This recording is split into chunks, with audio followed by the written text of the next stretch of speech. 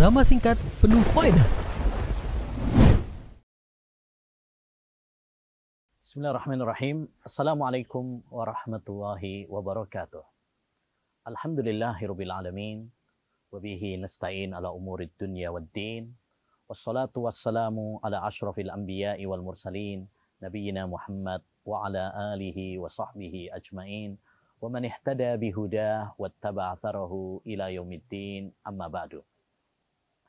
Saudara-saudariku yang semoga senantiasa dirahmati dan diberkahi oleh Allah Subhanahu wa taala dimanapun Anda berada, kami doakan mudah-mudahan kita selalu dijaga oleh Allah Subhanahu wa taala, diberi kesehatan oleh Allah Subhanahu wa taala, diberkahi oleh Allah Subhanahu wa taala.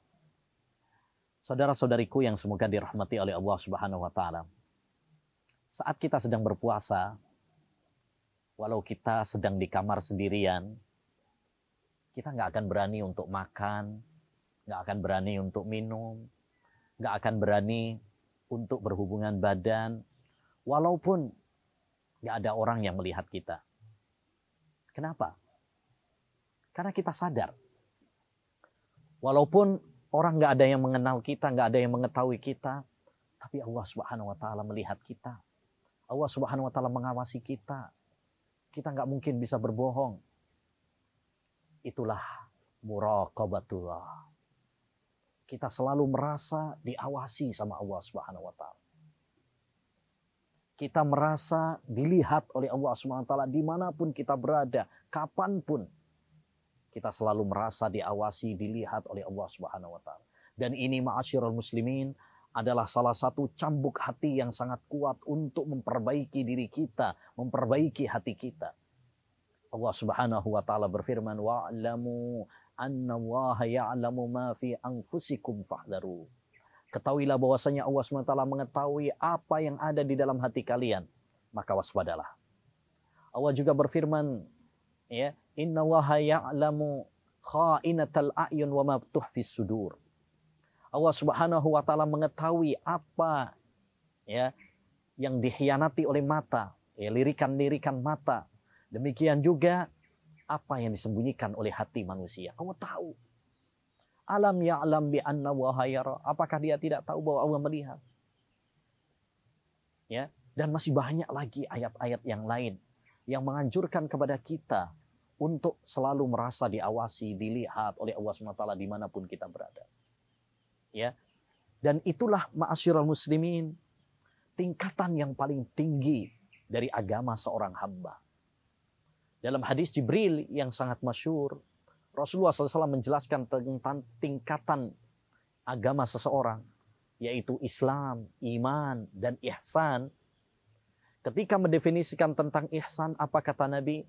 Anta'budallaha ka'annaka tarah, fa in lam takun tarahu fa innahu yarak.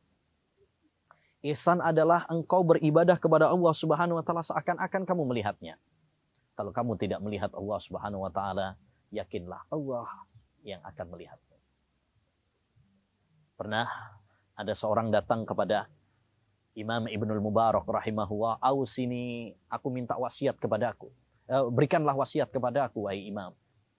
Maka kata Imam Ibnul Mubarak, "Raqibillah." Hendaknya kamu merasa diawasi oleh Allah Subhanahu wa taala. Terus bagaimana aku merasa diawasi oleh Allah Subhanahu wa taala? Yaitu kamu malu sama Allah Subhanahu wa taala. Kamu selalu merasa bahwa Allah Subhanahu wa taala melihatmu kapanpun, dimanapun. Ini yang selalu harus kita tanamkan pada diri kita. Terutama di zaman yang penuh dengan fitnah ini.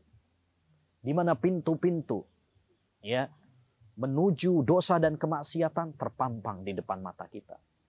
Begitu mudah orang bermaksiat kepada Allah Subhanahu wa taala.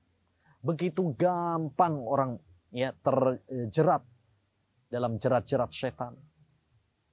Seorang di kamarnya, bahkan walaupun dia sedang berpuasa, sangat mudah untuk bermaksiat.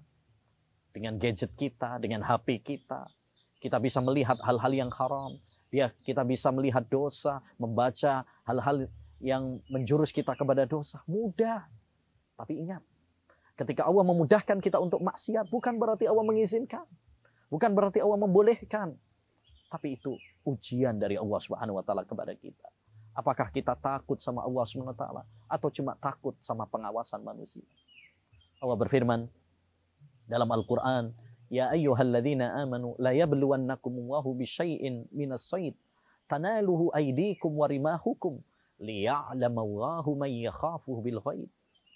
Wahai orang-orang yang beriman, Allah akan menguji kalian ya dengan binatang-binatang buruan yang sangat mudah ditangkap ya oleh tangan kalian, senjata kalian saat ihram.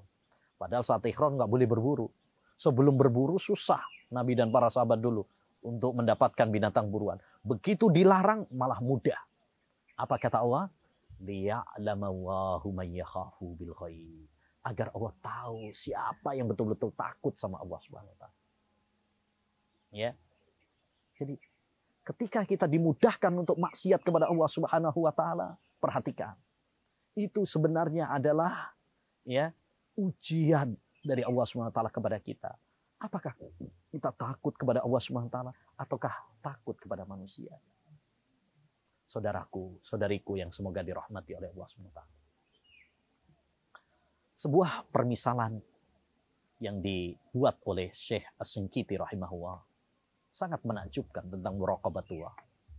Dia mengatakan kalau saja ada seorang raja yang sangat bengis, ya, dia pembunuh, ya, sangat kejam. Siapapun yang berani macam-macam sama dia atau keluarganya, maka akan dihabisi.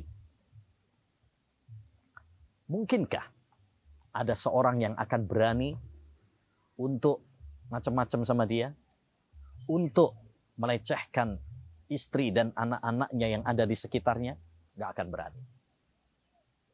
Ya, kalau itu saja kepada manusia, bagaimana dengan Allah SWT yang sangat dahsyat siksanya?